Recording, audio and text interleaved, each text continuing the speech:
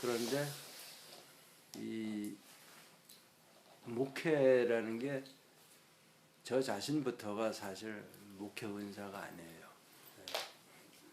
죄송하지만. 그래서 참 성도들이 참 안 됐다. 제가 보기에는 우리 교인들이 참 안 됐다. 뭐 다른 교회 제가 많이 알지도 못하니까 얘기할 필요 없고, 우리 NIBC 예수교회가 참 목자를 잘못 만나서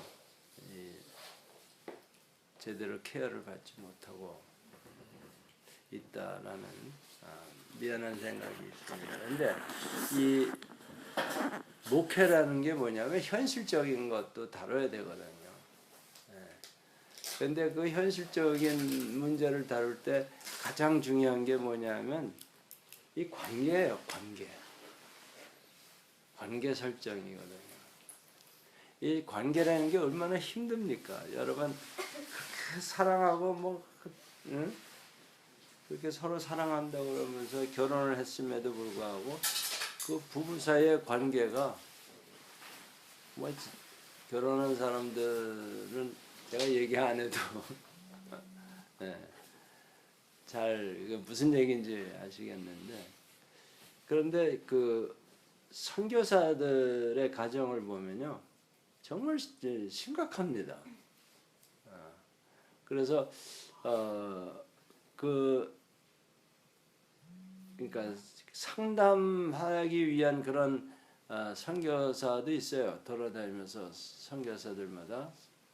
왜냐하면 사실 옛날서부터 보면 그 초기에 선교 정말 할아버지격인 그런 분들 이제 역사를 봐도 사모님들이 상당히 어려워서 정신이 이렇게 소위 이제 미치거나 죽거나 뭐 이런 안타까운 경우들이 많이 있는데, 그건 오늘날에도 마찬가지가 아닌가 싶어요. 선교사님들이 훌륭하지만 사실 내면을 들여다보면 이 관계 맺는다는 게 시간이 지나면 지날수록 어려운 거예요. 네? 지금 결혼 초기가 어렵다고 생각하실지도 모르는데 사실은 그 관계라는 게 이게 참 정말 유리 그릇 같아서 깨지기가 아주 쉬운, 정말 어처구니 없는 데서 막 깨져요. 유리잔 깨지는 소리가 나는데, 그 관계를 잘 다루는 목자가 사실은 목회 은사가 있는 사람. 이게 굉장히 어렵습니다. 성도들을 그냥 다 오냐 해주면 그것도 큰일 나는 얘기고, 그렇다고 그냥 푸시해가면서 강하게 이렇게 또 훈련시킨답시고 하면 다 떨어져 나가고, 이제 아무튼 이게 또 개인마다 다 달라요. 성도들마다. 그러니까 대할 적마다, 그러니까 목회 은사를 가진 사람은 12가지 얼굴 표정을 해야 될 필요가 있어요. 근데 그것도 또 목회자도 사람인데 어떻게 다 그렇게 잘해줄 수가 있어요. 여러분 집안에서 어렸을 때 부모님들이 그렇게 나를 사랑한다는 건 알지만 항상 그렇게 내 마음에 들게 해준 적이 별로 있나요? 그걸 이렇게 연상해 보시면 쉽게 이해가 되실 거예요. 그래서 여러분이 목회자를 볼 때에 정말 기도를 해 주셔야 되는 사람은 누구보다도 담임 목사예요, 사실은. 그런데 그 말씀이 묘하게도 창세기 2장 18절과 관계가 있다는 거예요. 여러분 잘 아시는 거예요. 하나님이 아담을 이제 흙으로 빚어서 생명을 불어넣어서 이제 에덴 동산에서 뛰어놀고 사는데 하나님이 보시기에 사람이 혼자 사는 것이 좋지 않다.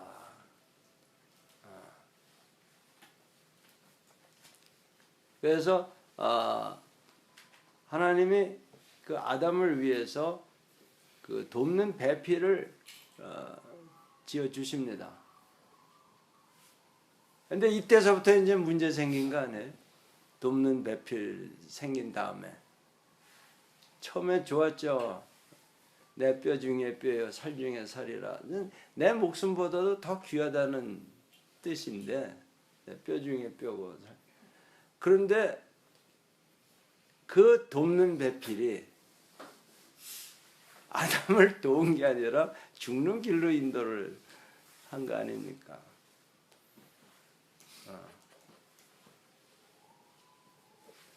그러니까 이 가장 가까운 관계를 맺게 해주셨는데 그 가장 가까운 관계에서 문제가 오히려 터진 거예요. 좋지 않다고 했는데 사실은 혼자 사는 게 날 뻔했다는 생각을 안 할 수가 없는 거예요.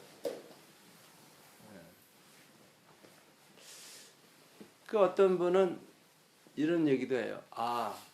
하와가 그런 그 죄를 지은 것은 하나님의 말씀을 직접 듣지 않고 아담을 통해서 들었기 때문일 거다라는 추측을 하는데 지금 추측일 뿐이고 그렇게 상상을 할 수 있죠. 그러나 성경에 뭐 그렇게 써 있는 것도 아니고. 근데 아무튼 돕는 배필로 인해서 오히려 돕지 않은 결과가 생긴 거예요.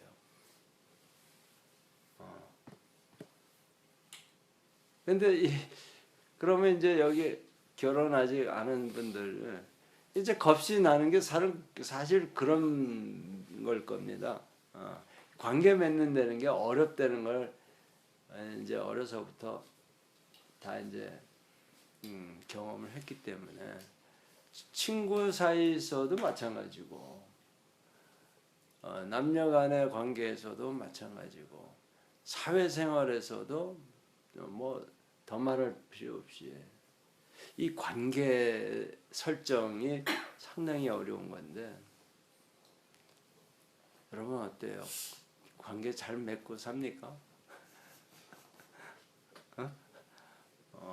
그래서 오늘은 하나님께서 이 관계에 대해서 함께 좀 생각해 보면 좋겠다. 이 관계가 사랑하는 사이의 관계임에도 불구하고 실제로 일어나는 현실은 그렇지 않다라는 데 있는 거예요. 저 두 사람은 아마 그런 문제를 아직도 경험하지 못한. 근데 남들이 보기에는 그런. 그래도 저 정도면 상당히 그 우수하다라는 평가는 내가.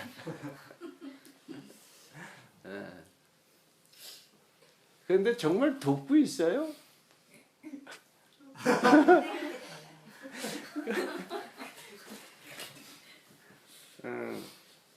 그래서 그 돕는 게 역이 되기 때문에 문제인 거예요. 아니 좋은 의도를 하는데 그게 상대방에게는 돕는 게 아니라 갈구는 게 될 수도 있고 신경을 건드리는 게 됩니다. 참 어떻게 했으면 좋겠어요 이게 정말.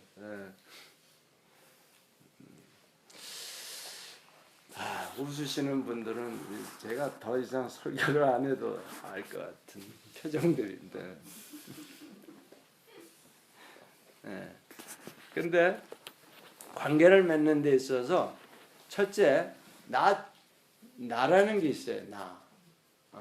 그리고 상대방이 있죠. 그렇죠? 이웃이라고 할까? 나 안에 남이 있어요. 그 다음에 이제 그것뿐만이 아니라 환경이라는 게 있어요. 환경에 처하게 되니까. 그러면 이 세 가지 컨비네이션이 되면 굉장히 복잡해집니다. 나 자신의 문제도 있을 뿐만 아니라 다른 사람에게도 문제가 있기 때문에 이게 문제와 문제가 이렇게 부닥칠 때는 이게 뭐 대책이 없는 거예요. 즉 자기 마음에 있는 상처가 되살아나. 그걸로 인해서 상대방의 그 잠재의식 속에 있던 문제가 바깥으로 드러나. 그때 이게 부닥치면 이건 전면 전쟁이에요. 그런데 거기에 더 나가서 둘은 그래도 평온하려고 했는데 환경이 무지 어렵게 되면 이거는 둘 사이에는 문제가 없는데 환경에 의해서 굉장히 관계가 어렵게 되는 거예요.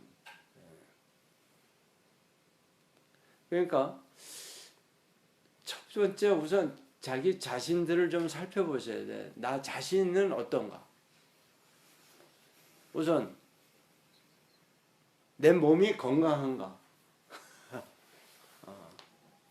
장애자인 경우에는 관계를 맺기 굉장히 힘들죠. 다른 사람들과.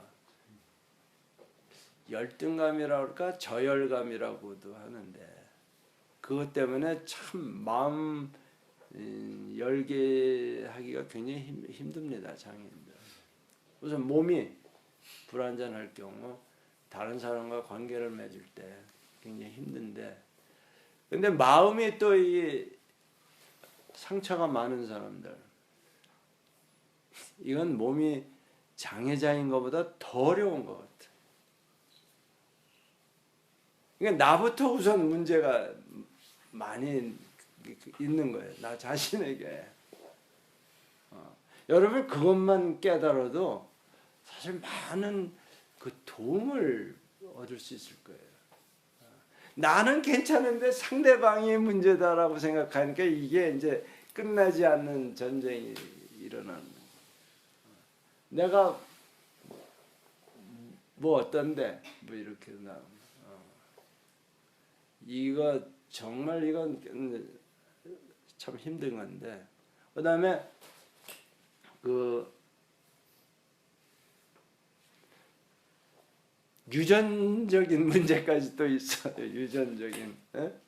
이건 뭐 어쩔 수 없는 거 아니에요. 태어날 때서부터 문제인데 뭐그 심한 경우에 뭐 우리 주위에 있는 자폐증에 있는 사람 이건 뭐 어떻게 할 수가 없어요. 처음 태어날 때부터 그렇게 된 건. 그러니까 유전적인 거, 자기 그 신체적인 거, 그 다음에 가정 그 내력도 내력이지만 자라나는 그 과정에서 그러면 이제 시집을 갔을 때 왜 시어머니하고 그렇게 어렵냐? 이게 이제 그 나 자신이 가지고 있는 문제에다가 시어머니가 가지고 있는 문제가 이게 합해져서 이제 엄청난 상승작용을 하는 거거든요. 그러니까 어떤 사람이 장애로 태어났고 그리고 이제 시집을 갔으면 이제 시어머니하고의 관계가 생기고 그런데 그런 대로 사는데 참고 사는데 그 남편이 하는 사업이 부도가 나버렸어. 그럼 어떻게 되는 거예요 이게? 이 현실을 과연 어떻게 헤쳐나갈 수 있겠느냐. 여기 그런 사람은 그래도 없잖아요. 있나? 유전적인 문제가 있고 신체적인 결함이 있고 또 환경적인 그런 어려움이 있다. 그러면은 이거는 정말 관계 맺기가 굉장히 힘든 거예요. 그래서 장애로 태어나면 저열감이 생기죠. 그게 이제 우리는 뭐 그럴 수뿐이 없지 않느냐. 그 다음에 관계에서 시어머니가 아니라 남자일 경우 회사에 갔을 때 힘든 상사를 만났을 때 그러면 여러분은 어떤 생각을 갖게 돼요? 만약 시어머니 악독한 시어머니 골탕을 먹이자 이런 생각이 힘든 상상은 야 여가 헐뜯어 가지고 어떻게 매장을 시키든지 뭘 원수 갚을 당한 만큼 내가 갚아주리라 뭐 이렇게 되는 거 아니에요? 아닌가? 참 여러분은 좋은 사람인 것 같아요. 저는 본질이 그래요. 네. 그다음에 부도가 났을 경우 요즘 그 돈을 현금을 가지고 도망하는 케이스. 그 사람만 그런 생각을 가질까요? 뉴스에 나오는. 나는 그렇지 않다고. 내 안에 어쩌면 더 많은 그런 요인이 있는데 정말 감사하게도 그런 상황이 나에게 안 닥쳤을 뿐이다라고 생각을 해요. 내가 만약 그 사람과 같은 뭐 신체 조건에다가 뭐 이런 환경에다가 그런 직장의 환경이라면 나도 아마 그러지 않았을까 싶어요. 그래서 이제 저는 항상 은혜 받는 게 뭐냐면 그런 사람들 볼 때마다 저게 나일 거다. 저는 특별히 뭐 은혜 받는 비법이 없어요. 그리고 저는 나중에 생각을 바꿀지라도 처음에는 있는 그대로 그냥 솔직하게 내 속에 있는 죄성을 한번 탁 드러내는 거예요. 그래서 좀 목사답지도 않은 뿐만 아니라 나이값도 못하는 것 같습니다. 그러니까 내 스스로를 한번 정난하게 내 스스로 한번 드러내보는 거예요. 차라리 모르겠어요. 그게 좋은 방법인지 아닌지는 잘 모르겠지만 저한테는 워킹합니다. 왜냐하면 그렇지 않으면 남을 판단하게 돼요. 저런 놈이 있어. 이렇게 텔레비에다가 손가락질하는 저런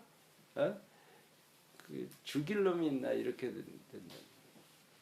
근데 만약 저 사람이 나일지도 모른다 그러면 이 죽일 나가 되지 남이 아니에요.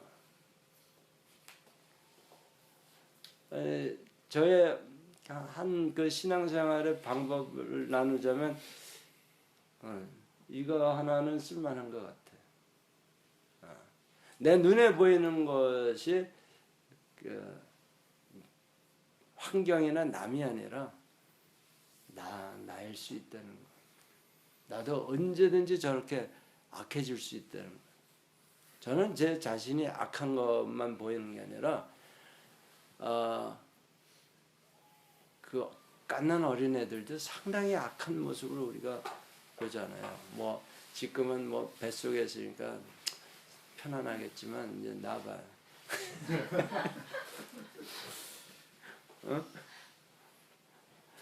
아주 정말 정 떨어질 만큼 막 말도 안 되는 땡깡 부리고 막 고집 부리고 정말 막무가내인 그런 모습을 보면서 이야 그 어린애가 그럴 정도면 나는 어느 정도일까? 그런 생각을 제가 자주 해요. 네. 자, 그래서 이 나가 누구인가를 여러분 다시 한번 정립해야 돼요. 정체성. 나는 누구인가? 나는 어떤 사람인가?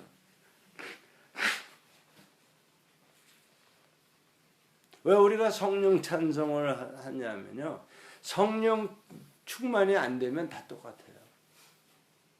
생각하는 것이나 말하는 것이나 행동하는 것이나 뭐 살인 강도나 안 붙잡힌 나나 똑같다는 거예요. 그 죄성은. 응? 네. 근데 여러분 이 신약 시대에서는요. 잡힌 도둑놈만 도둑놈이 아니라 마음에 남의 것 탐낸 것도 도둑질 했다라고 주님은 정죄합니다. 음욕을 품었다. 이미 간음했다는 거예요. 그러니까 그런 식으로 한다 그러면 뉴스에 나오는 그 나쁜 뉴스마다 이게 다 나야. 그럼 어떻게 되는 거예요?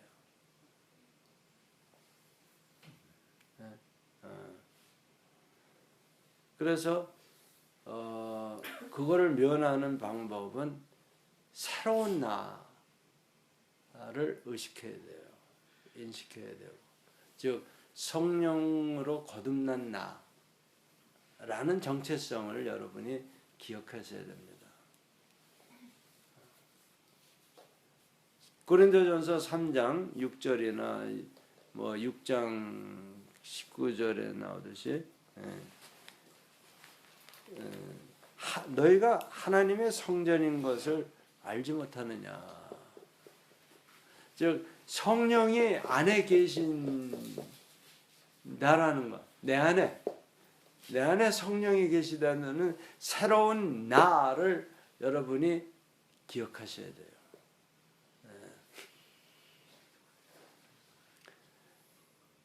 그래서 한마디로 말하면 너희는 너희 자신의 것이 아니라 이렇게.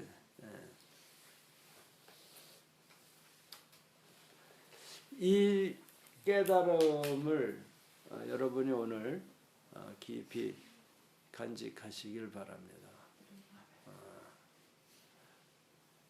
내가 중학교 때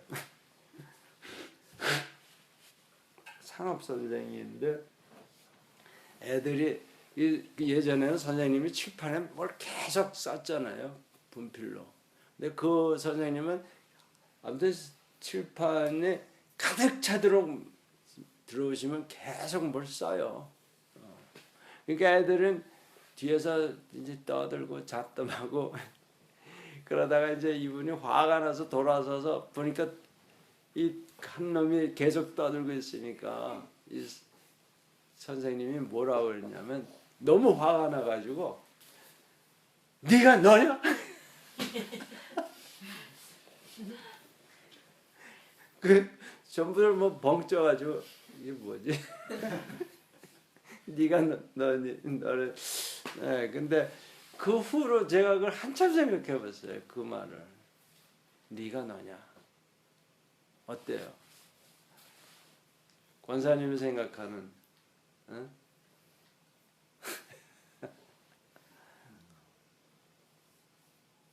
하나님이 저를 보고 김 목사 네가 너냐? 그건 무서운 말씀이에요. 응? 그 너가 두 가지가 있는 거 아니에요? 너가 너냐? 여러분이 그런 마음의 상처를 가지고 있고 몸에 아픔이 신체적인 결함이 있고 뭐 이런 너냐?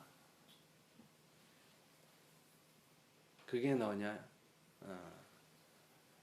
아니면 성령으로 거듭난 것이 너냐? 뭐 이런 질문이 될 수도 있죠. 지금 진 집사는 어떤 노냐?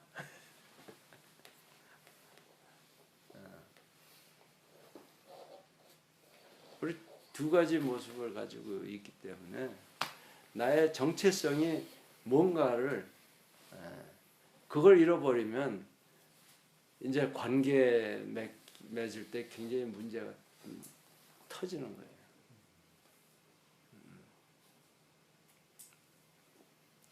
내가 아프니까, 내가 상처받았으니까 나도 할 만큼 했어 이렇게 나가는 거예요. 근데 성령으로 거듭난 나라면 그럴 수가 없죠.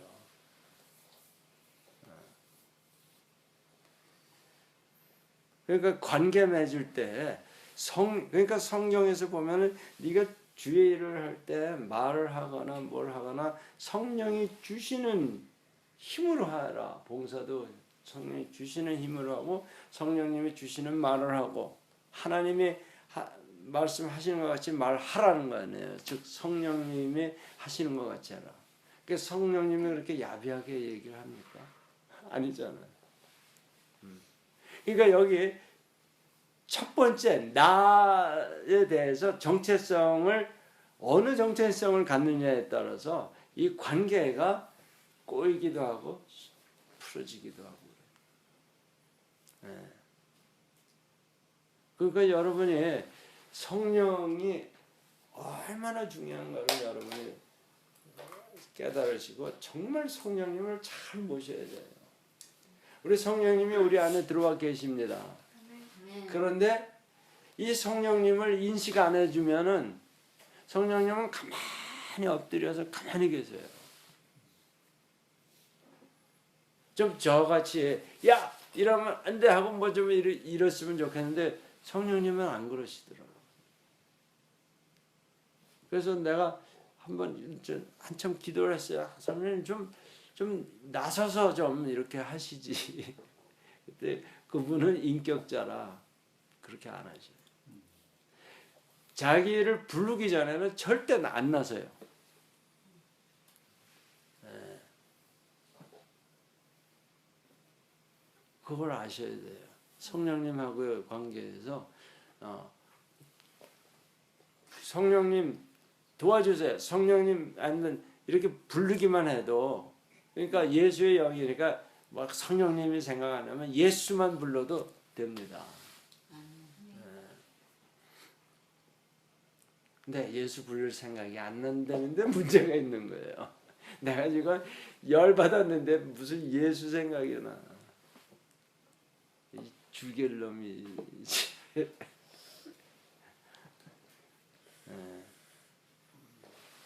자, 관계에서 제일 부닥치는 게 뭐예요? 가정에서 제일 먼저 남편과 아내, 부모와 자녀 사이 관계. 이때 나 상처받았어. 이렇게 되면 아휴, 아버지 그 경험이 나쁜 사람은요. 하나님 아버지를 뭐 이렇게 얘기를 하면 야, 하나도 힘든데 뭘 또 가지라고 심각하게 얘기합니다. 그러니까 애 낳기 전에 그 기도 많이 해야 돼. 하나님 아버지 대신 역할을 해야 되는 건데 저런 아버지면 나 또 필요 없어 이렇게 된다니까. 우리 학생들 보면 정말 가정에서 그렇게 상처들을 엄청들 받았더라고. 자라나면서 거의 다 너무 안 됐어요. 안 됐긴 했는데 그럼에도 불구하고 이 아이덴티티를 새롭게 인식하고 나는 뭐예요? 성령님이 함께하는 자다. 이 아이덴티티만 지켜도 정말 모든 관계가 아주 좋게 풀어집니다. 그게 이제 바로 그거거든요. 아브라함의 정체성이 맨 처음엔 황태자네요. 바로의 후계자가 될 그 당시로 말하면 전 세계 대통령이 될 만한 모세.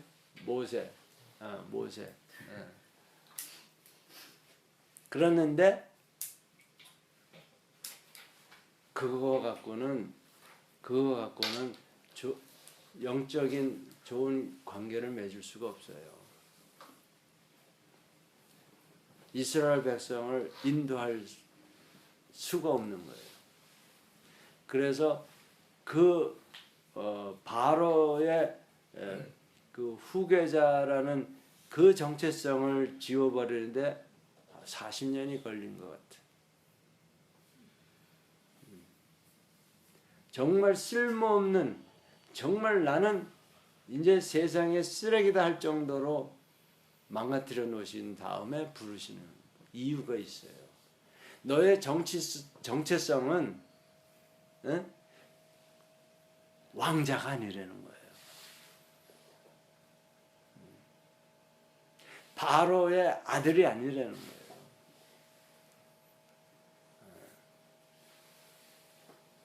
그러니까 바로 왕의 그 특권을 가지고 이스라엘 민족을 구해내라고 했으면 이해가 되죠. 모세에게. 근데 자기는 정말 이제 이빨 빠진 호랑이 같이 된 상태에서 호랑이 역할을 해라 그러니까 아이고 하나님 정신이 있으십니까?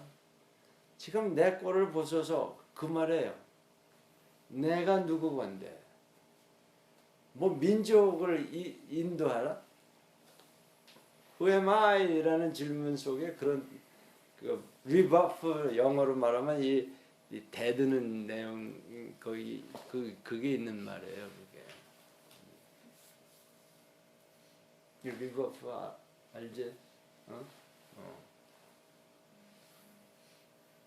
그러니까 그 리버프 하는 그 장면이 내가 지금 또 생각나는 게 뭐냐면 마르다 그 나사로 그 오라비가 죽었을 때 예수님이 다시 왔잖아요. 그때 뭐라 그래?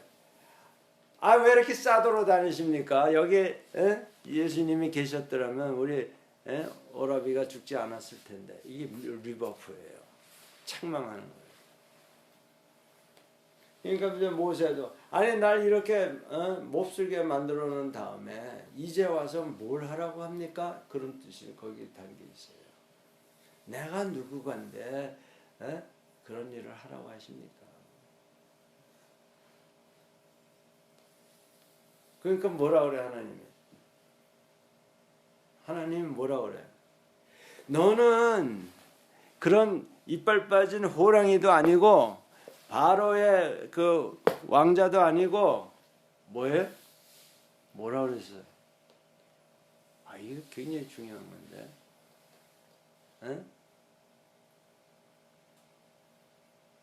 내가 너와 함께하는 자다 이렇게 새로운 정체성을 부여하잖아요.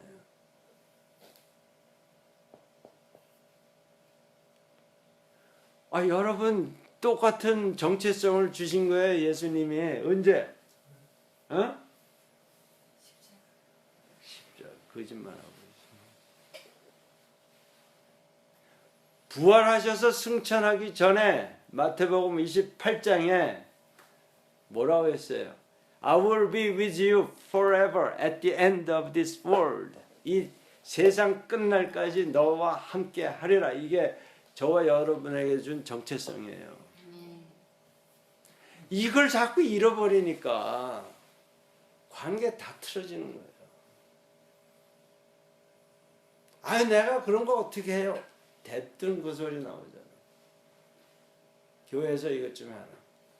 아이고, 제가 그걸 어떻게 합니까? 내가 누구인데 그 소리. 그죠? 안 해? 왜 꿀 먹은 벙어리들? 그게 정체성 문제예요. 나 자신에 대한 정체성이 불확실하기 때문에 다른 사람과의 관계, 목사와의 관계, 교회의 관계, 직장에서도 마찬가지예요. 네? 아니 월급도 쥐꼬리만큼 주고 내가 지금 아는 것도 별로 없는데 어떻게 그런 일을 하라고 하십니까? 뭐 이런 얘기 할 수 있잖아. 직장에서라면. 직장의 세팅에서는. 내가 누구냐? 굉장히 중요한 거예요. 여러분 서울대 졸업생들이 왜 그렇게 한국의 전부 리더의 자리에 있는지 아세요? 서울대 학생이 공부 제일 안 합니다. 사실. 실력 없어요. 그러나 그들의 뭐가 있어요? 나는 서울대생에는 나는 잘하는 사람이라는 그 정체성을 가지고 있어요. 그거 가지고 대한민국을 지금까지 리드해 온 거예요. 공부 많이 하는 대학생은 오히려 한동대 학생이 제일 많이 할 거예요. 그런데 정체성이 이게 약해. 그게 아무것도 안 되는 거야. 아닌 사람은 뭐가 되는 거예요. 우리 그 베트남에 가 있는 형제들처럼. 이 정체성이 무엇보다도 중요한 건데 우리 크리스찬들이 자기 정체성을 잊어버리고 산다.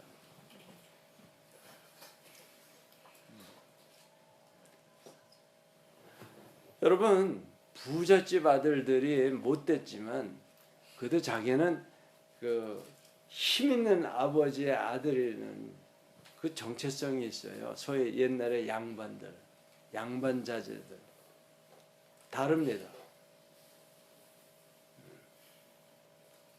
양반 자제들은 정말 실력 없어도 뭔가 달라도 다른 게 뭐냐면 그 정체성이에요. 나는 양반의 자식이다. 그 정체성 하나 갖고 세상을 버티면서 호령하면서 살았던 거예요. 그런데 여러분 하나님의 아들이라는데 하나님의 자녀라는데 어떻게 된 거예요? 그 째째한 거 가지고 이렇게 치고받고 고민하고 저의 믿음에 있어서 아니 뭐 보세요. 여러분들 다 아시는 것처럼 뭐 인격이 훌륭한 것도 아니고 무슨 뭐가 대단한 게 하나도 없어요. 나는 누구다 하는 거는 내가 알아요.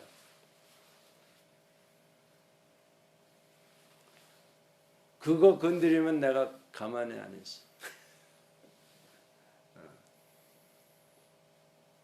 내가 정말 죽을지언정 내가 이거 하나만큼은 양보할 수 없다는 게 뭐예요? 내가 크리스찬이라는 거예요. 그리스도의 사람이라는 거예요. 무슨 뭐 제자까지 안 가더라도 크리스찬이라는 게 그리스도의 사람이라는 뜻 아니에요. 우리말로 하면 기독인, 요즘은 개독인이라고 그러죠. 정체성이 개가 된 거예요. 개. 누가 그렇게 했어요? 본인들이 그렇게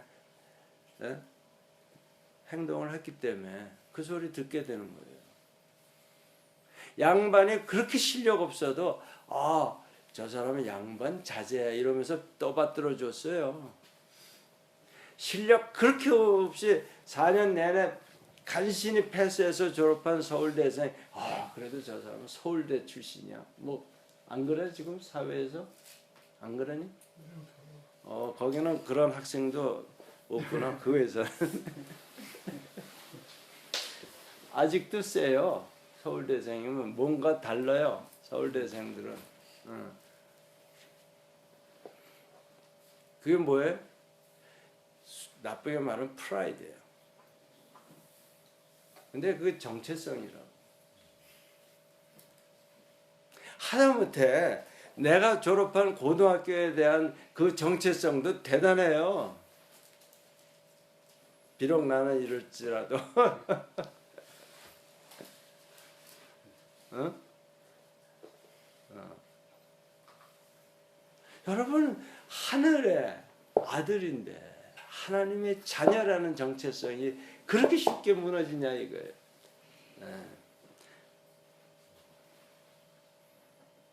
그러니까 가정에서, 직장에서, 교회에서 나는 하나님의 자녀다 라는 것만 잊어버리지 않으면 창피해서도 그거 못난 짓을 안 할 거예요. 그렇게 미난 그런 표정들을 안 지을 거라고.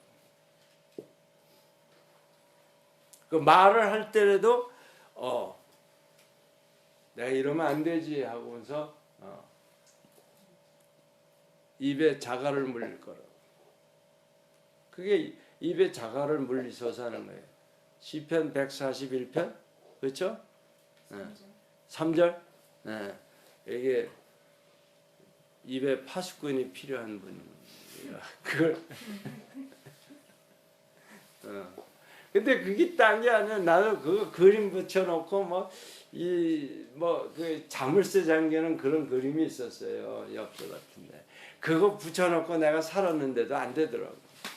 이거는 뭐예요? 그 자물쇠가 나의 정체성이에요. 내가 하나님의 아들이, 하나님의 종이 어떻게 그런 말을 할 수 있겠느냐?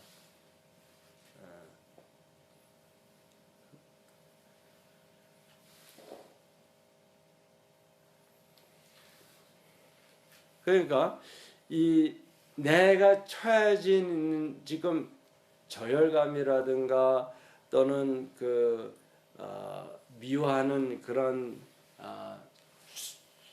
주위 사람으로부터 왕따를 당하는 그런 관계에 있다든가 또는 경제적으로 굉장히 어려운 단계에 있다 할 때,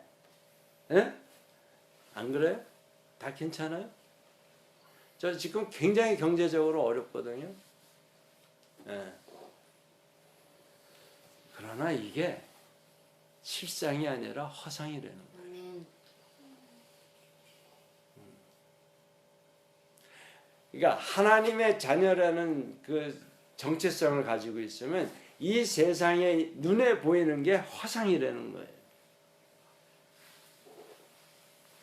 근데 여러분은 눈에 보이는 걸 실상이라고 믿어. 이게 허상인데 이게 없어질 것들이 이거 다들 이게 실상과 허상 뭐가 그럼 실상이냐? 실상이라는 건 영원히 존재하는 게 실상이에요. 그렇죠? 있다가 없어지는 게 허상 아니에요. 그러니까 있다가 없어지는 지금 이 처해진 것들 이게 다 허상이라는 거예요. 나의 경제적인 문제, 나의 인간관계에서 왕따 당하는 거 이게 다 허상이에요. 그러니까 제가 학교에서 많은 사람들에 의해서 왕따 당하고 뒤에서들 이렇게 꿍얼거리고 며칠 전에 신임 총장의 손님이 와서 같이 이제 만나느라고 만났는데 그 손님들 앞에서 NIBC에 얘기를 하면서 어떻게 해서 전임 총장님이 NIBC에 대해서 그렇게 하나도 모르고 계신지 정말 신기하다 그러더라고요. 그만큼 나를 안 알아줬어요. 아예. 근데 그분이 그 탈벗 바이올라 교수들이 왔는데 정말 민망했어요. 한동대학교 오직 교수님 한 분이 계신데 그게 김학철 교수라는 거예요. 내가 그때 마침 그 커피 마시러 다 나갔을 때 나가는데 그 소리가 들리더라고. 거기 앉아 있었으면 그건 나 뜨거워서.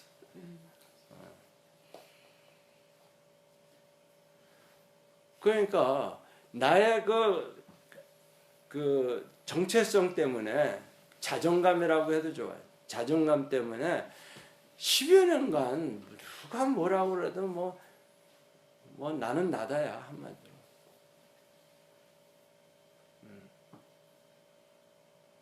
그거를 나쁘게 표현하면 똥개는 짖어라 기차는 달린다야.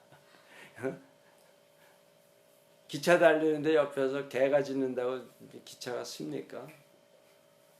기차는 레일 위에 정해진 속도로 가는 거예요.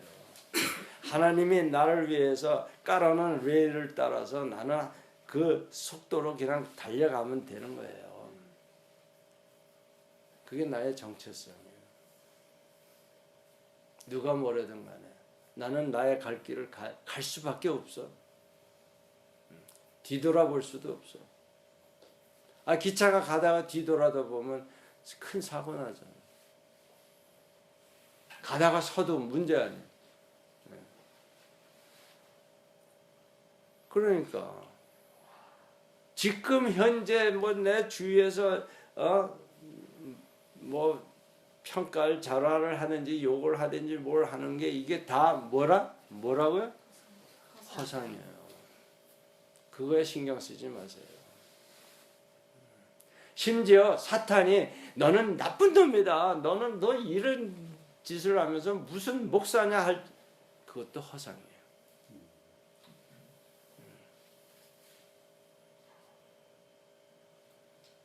대단한 자부심이에요. 세상적으로 표현하자면 아무도 나의 그 자존감을 끌어내릴 사람은 이 세상에는 없는 것 같아요. 여러분이 저를 잘 모르시는 것 같아서 내가 말씀드리는데 이 세상 어느 누구도 나의 자존감을 무너뜨릴 사람은 없다고 나는 생각해요. 그거는 여러분이나 똑같은 거예요. 나나 여러분이나 하나님의 아들이고 하나님의 딸입니다. 그러면 됐지. 뭐가 더 필요해? 게다가 나를 놔놓고 이렇게 내팽겨친 게 아니라 항상 나와 함께 계시는데. 아멘? 아멘. 그거 놓치면 관계 다 깨지고 이상해져요.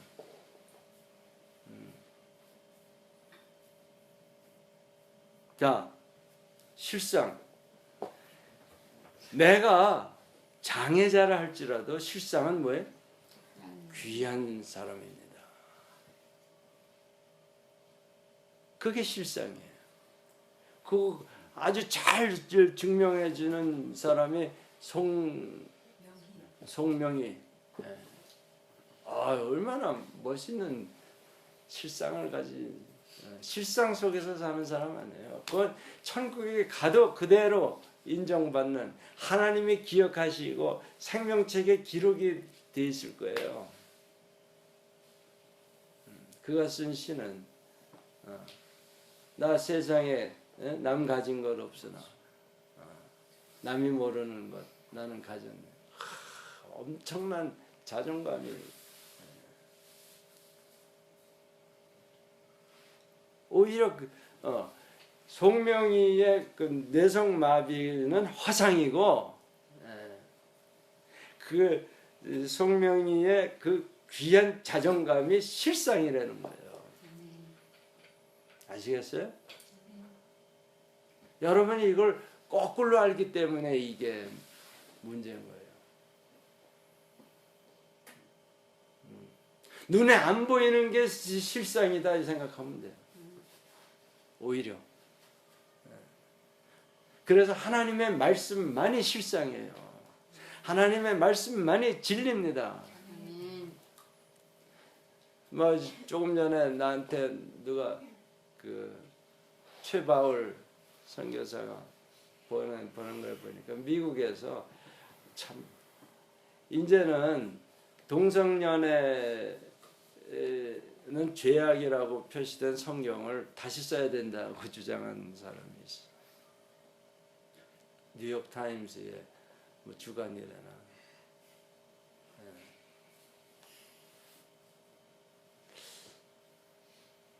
그러니까 거기 반박한 목사가 또 고맙게 있더라고.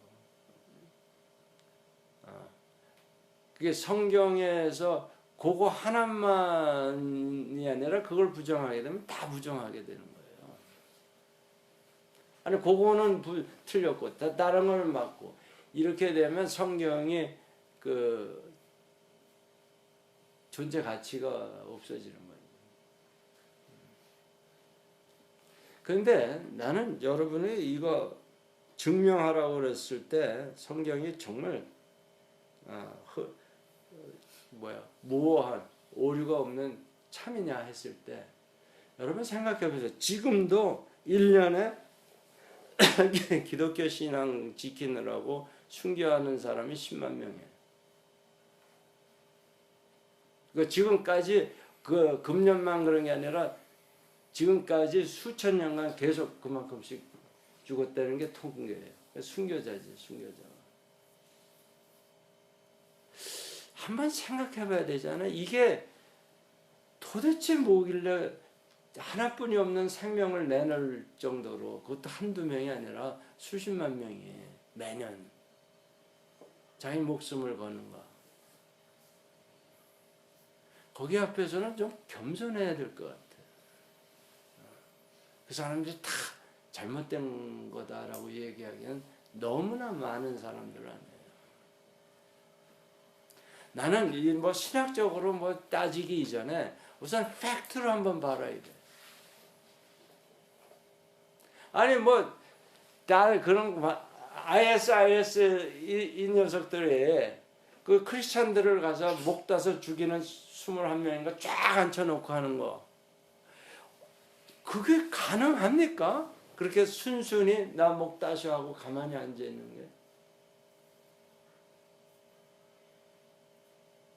뭘 더 봐야 그게 실상이라는 걸 여러분이 믿겠습니까? 뭐가 더 필요해? 그죠? 자, 이 환경에 대해서 이제 마지막인데, 이건 할 말이 많아요. 환경에 대해서, 그러니까 어려운 일이 닥쳤을 때, 뭐 부도가 난다든가 회사에서, 가족에 정말 사랑하는 사람이 죽었다든가 뭐 등등 뭐 문제야 얼마나 많아요, 이 세상에 살면서.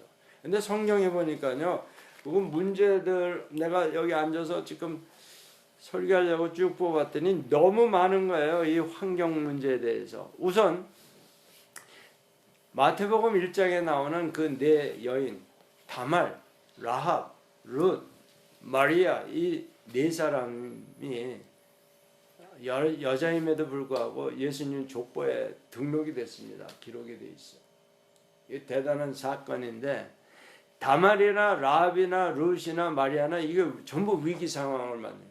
하필 왜 정탐꾼이 내 집에 들어왔대? 라합. 그거 정탐꾼을 도와줬다가 발각되면 자기만 죽는 게 아니라 가족 다 죽는 건데, 자기 그런 위험을 무릅쓰고 하나님의 사람들이라고 해서 도와주잖아요. 다말.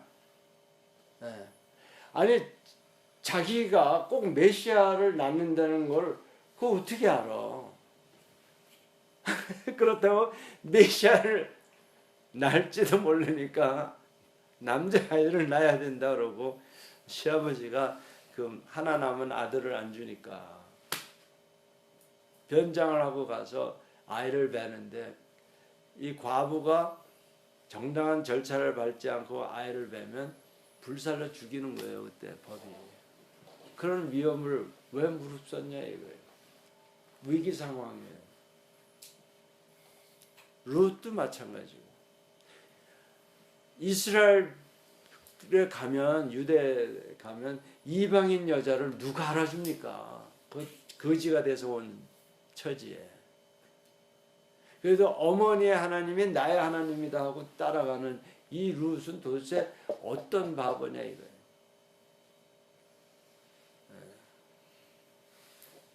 마리아, 좋은 집안의 대제사장 딸이고 정말 아마 하나님이 보시기에 가장 아름다웠던 그런 여인인데 처녀가 애를 뵌다? 돌 맞아 죽는 거예요, 그 당시에. 이게 그냥 왕따 정도가 아니라 이거는 죽음이 걸린 상황입니다. 이게 일생에 있어서 가장 위기의 순간 아니에요. 위기의 순간. 환경이 하필이면 나에게 어떻게 대처했어요? 이 사람들 세상적으로 안 했어요. 무식하게 하나님 편에 서서 살았기 때문에 이렇게 존귀하게 성경책에 이름이 기록된 데는 대단한 사건입니다, 여러분. 기네스북에 올라도 뭐 대단하다고 생각하지만 그거하고 비교가 안 되죠. 아니, 하도 많아서 이 위기 상황에 보면은, 그래서 고린도전서 10장 13절에는 사실 여러분 시험 당한다는 게 뭐냐면 환경이 무너졌을 때 감당할 수 있다는 겁니다. 하나님께서 시험을 주실 때 피할 길도 주십니다. 감당할 만한 시험만 주시지 저나 여러분이 감당할 수 없는 그런 어려움은 안 준다 이런 얘기. 왜? 하나님이 함께 하시니까. 나에게 능력이 있는 게 아니라 하나님이 함께 하시니까 다 감당할 수 있는 거예요. 역시 이게 아이덴티티예요. 하나님이 함께 하는 자다. 그 뭐가 더 필요해? 전지전능하신 하나님이 내 편이라는데.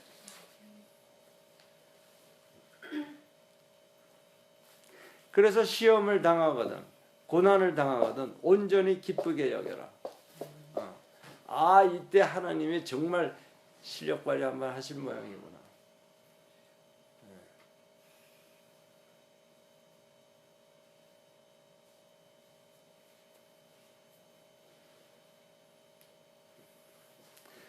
그래서 보면요,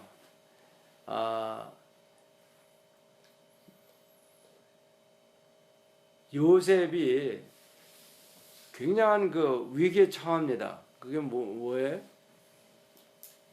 그 왕이 에집트 왕이 바로가 꿈을 하는 이상한 걸 꾸고 그거 풀어내라는 거예요. 그 얼마나 위기입니까? 그때 하나님만이 그 꿈을 해석할 수 있다라고 하나님으로 도망가잖아요.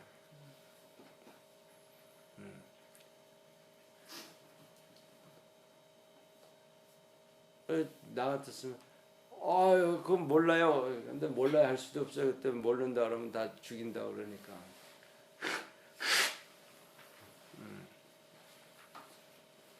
뭐 이삭, 룻 아까 얘기했듯이 사르밧 과부. 이게 얼마나 위기예요. 그거는 엘리야도 같은 위기예요. 먹을 게 없고 그 시냇가에 있더니 그 시내 물도 말라버리고 그 위기라 어떻게 할까 했는데 하나님이 보내는데 갔더니만 하필 간 게 제일 그 동네에서 가난한 과부집. 그리고 그 사르밧 그 과부가 얼마나 위기예요. 이제 한 대빵 남은 밀가루 가지고 떡해서 먹고 이제 아들하고 죽을 때 기다리겠다는데 이 어떤 사람이 나타나서 그걸 또 자기한테 가져오래. 그런데 하나님이 왜 사르밧 과부한테 보냈을까요? 믿음이 있는 여자더라고. 믿음 있는 사람에게 보낸 거예요. 가난하지만. 능력도 없고. 그러니까 그 믿음을 가지고 그 엘리야한테 먼저 갖다 주잖아요. 왜 그래요? 그러니까 엘리야하고 관계가 깨지질 않잖아. 아니 당신이 하나님의 사람이라면서 좀 염치가 있으시오. 도대체 이게 말이 됩니까? 이렇게 얘기할 법한데 이 여자 대단한 믿음의 사람이에요.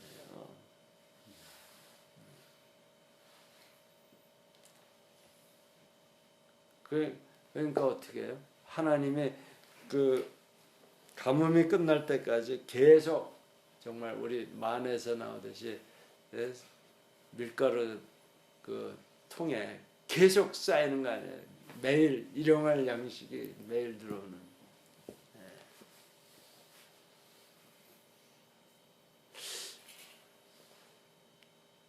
갈렙과 여호수아 정탐하러 갔다 왔잖아요. 이 대단한 위기입니다. 환경이에요.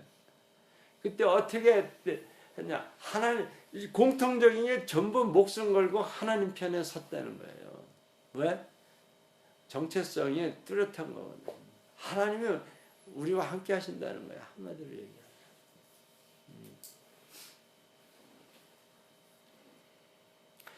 신학에 와서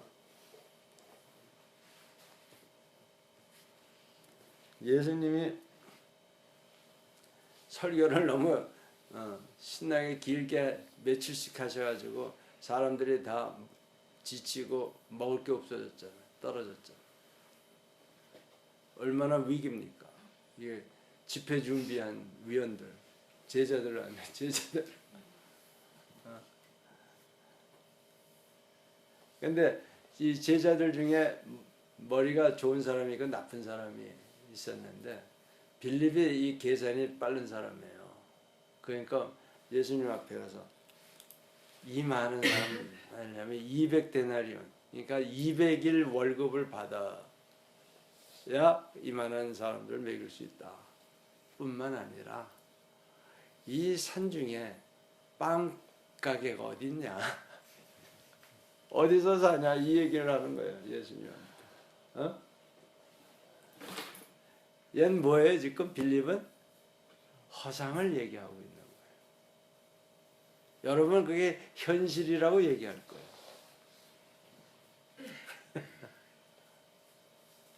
그런데 머리 나쁜 안드레는 뭐라 그래? 안드레는 어린애한테 뺏어왔는지 어쩌는지 모르지만 아무튼 보리떡 5개와 생선 2마리를 가지고 와서 이거 갖고 어떻게 좀 안 되겠습니까?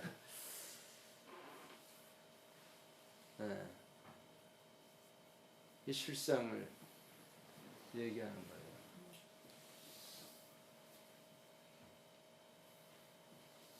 여러분 우리 각자 다 문제가 있습니다. 아니 내 자신의 문제 제껴놓고 또 우리 가족이나 직장이나 교회에서나 뭐 이런 관계에 대한 문제도 제껴놓고 환경적으로 지금 다 어려운 문제들 다 있을 거예요.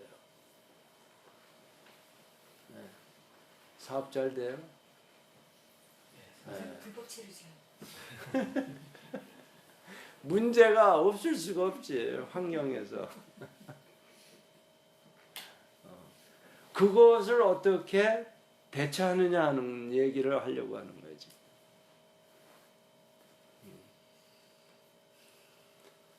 근데 그 대처하는 방법은 내가 누군가를 알고 그 정체성에 맞게 하셔야 되는 거예요. 정말 그 세상적인 그 아들 노릇 그만하고, 그러니까 한마디로 정확하게 하면 사탄의 자식 노릇은 그만하자는 거예요. 세상적인 그 종노릇은 이제 그만큼 했으면 충분하다. 언제까지? 숨 넘어갈 때까지 그 사탄의 종로를 탈 거냐 이거죠. 그렇죠? 좀 생각을 하면서 우리 예수 믿읍시다.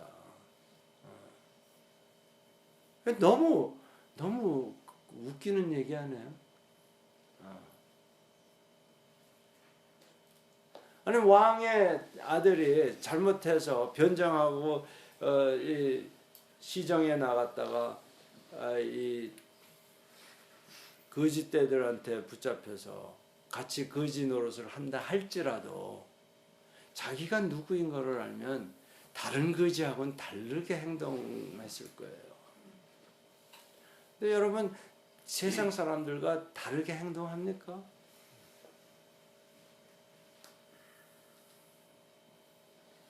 거기서부터 이제 진짜 꼬이는 거예요.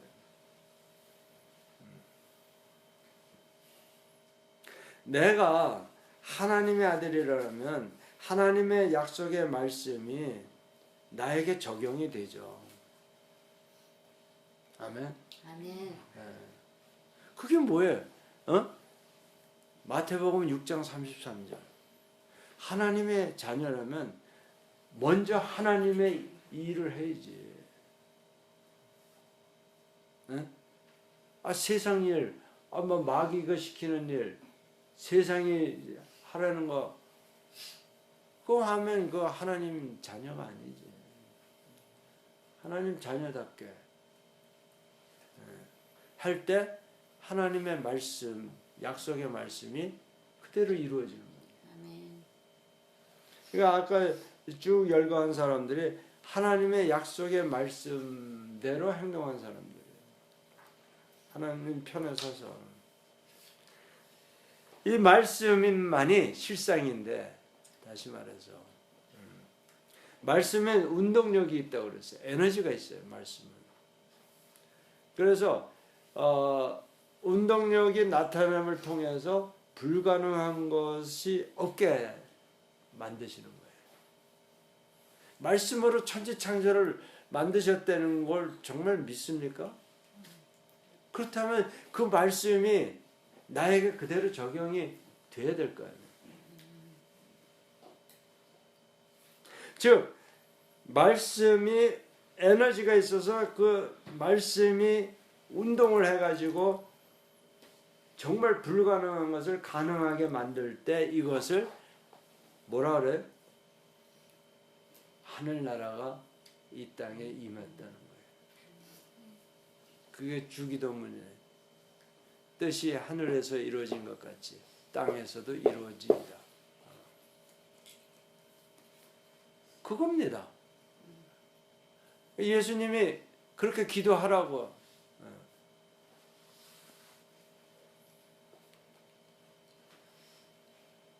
그렇게 하실 거예요?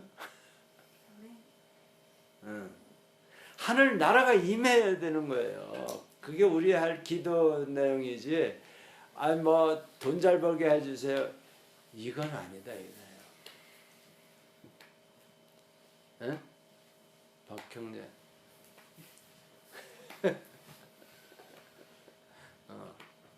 그거는 안 믿는 사람들이 하는 기도고, 그게 연불 하든가 뭐예요? 복채 갖다 놓고 하는 그런 사람들이 하는 거지. 크리스찬은 그런 기도를 할 필요가 없어요. 여러분 우리나라 그 대통령이 창조 경제하는데 이 창조는요 하나님 말씀이 창조를 일으키십니다.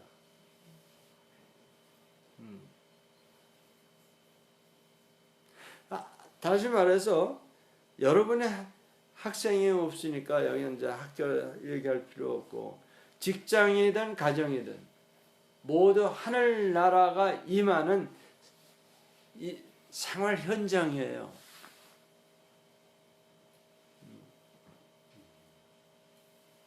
직장에서도 하늘나라가 임해야 돼요.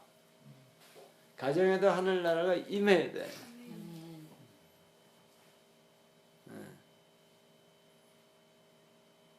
그러니까 우리의 그 의식을 넓혀가지고 교회 와서만 하늘나라가 임하고 하늘나라 얘기하는 게 아니에요. 그러니까 모든 영역이 다 하나님의 나라가 임해야 된다는 의식을 가지고 살아야 됩니다.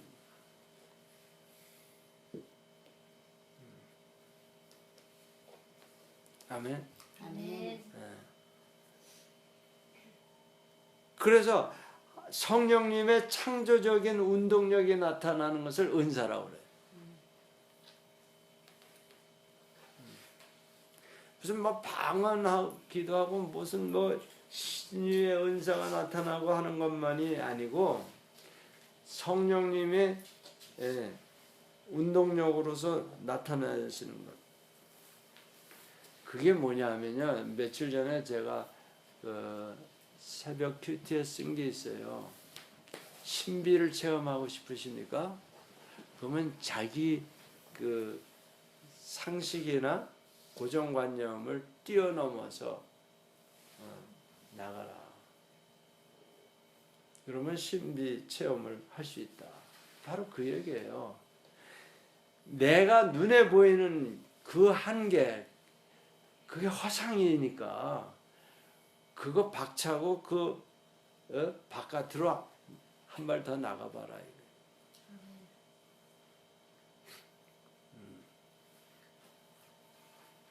그러면 은사 체험을 하십니다. 아멘. 이거 많이 오래 믿은 사람이나 처음 믿는 사람이나 상관이 없어요. 왜냐하면 이 공식이거든. 그러니까 말씀에 근거한 실상을 우리가 추구했을 때 실상이 이루어져야죠. 이 땅에서도.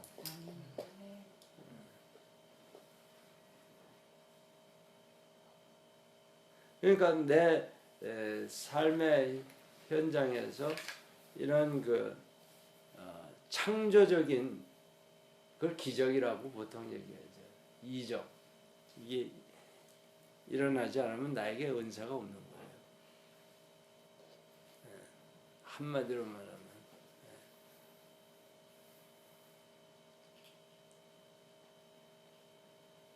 여러분의 그 삶의 현장에서 이적이 체험돼야만 합니다. 아멘. 하늘나라가 임해야만 돼요. 아멘. 그래야 그걸 보고서 다른 사람들도 관심을 가지고 찾아올 겁니다. 아멘. 당신이 믿는 그 기독교가 뭡니까? 그게 그 요셉에게 일어났던 거 아니에요? 그 누구지? 그 주인. 보디발. 어? 보디발. 보디발? 보디발이? 보디발? 어? 뭐라고? 보디바라. 그 사람이 그러잖아. 야, 가만히 보니까 네가 믿는 그 하나님이 진짜 하나님이다. 믿지 않으면서도 그런 말을 하잖아.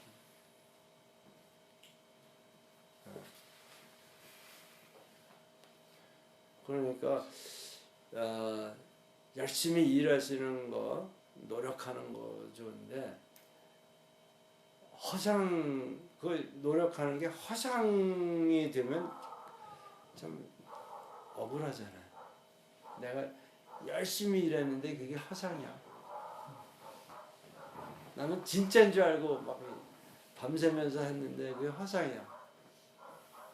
그러니까 맨날 일하는데 왜 이것뿐이 안 되지 뭐 이렇게. 그러니까 여러분이 그것부터 구별해야 돼. 첫째 뭐예요? 나의 정체성이 뭐냐. 두 번째, 내 눈에 보이는 게 허상이라는, 실상이 아니고 허상이라는.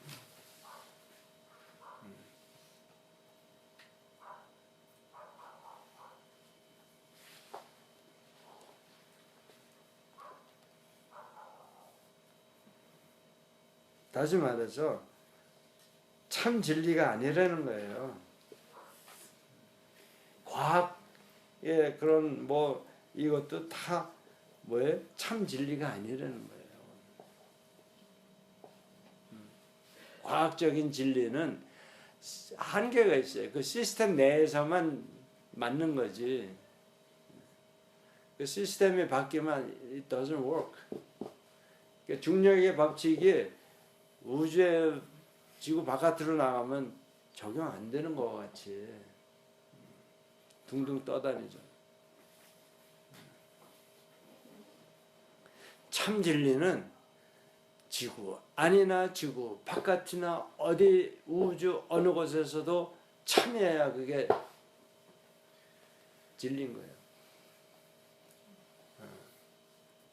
근데 하버드의 그 존 엘리엇이라는 총장이 요한복음 8장 32절을 오해해가지고 하버드가 이렇게 세큘러된 대학이 돼버린 거예요.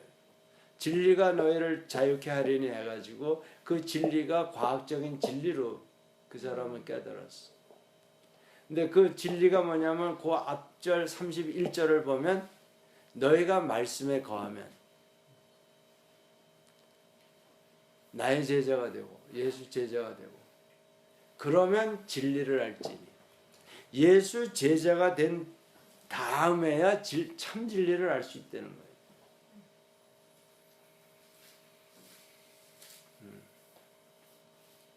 그러니까 진리에 대한 그 정의를 잘못 이해를 했기 때문에 그 대학이 그렇게 정말 그 유명한 목사 하버드가 세운 대학인데 그렇게 맥없이 팔려나간 거예요.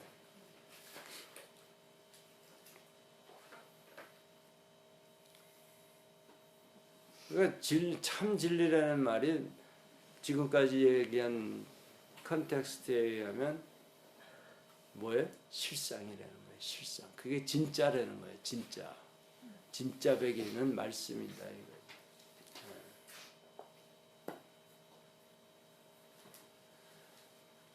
그래서 오늘 우리가 그동안에 뭐 우리 참 하나님의 은혜로 우리 NIBC 예수교회가 참 아름답게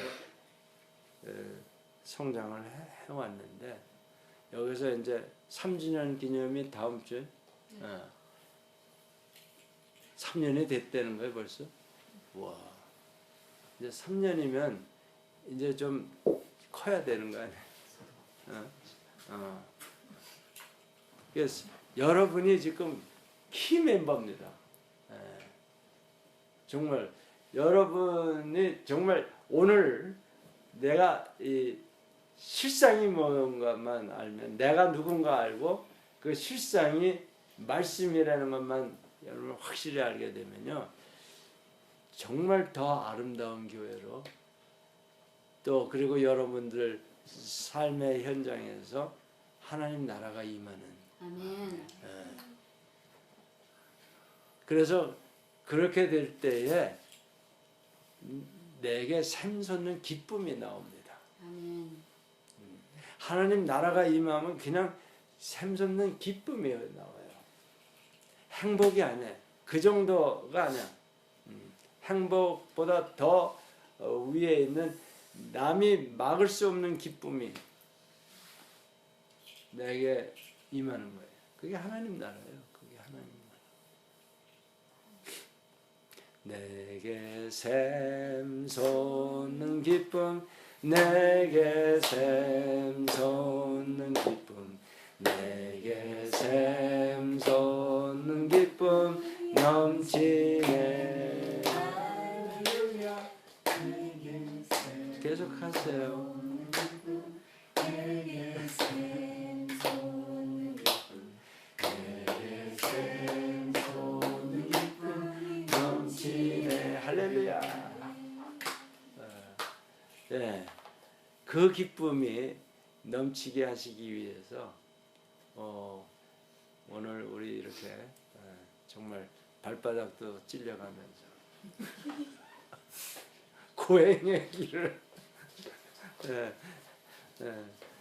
했지 않았나. 정말 사진 못 보셨죠? 삐죽삐죽한 바위길을 우리가 한 4km 10리는 걸었던 것 같아요. 자, 기도하시겠습니다.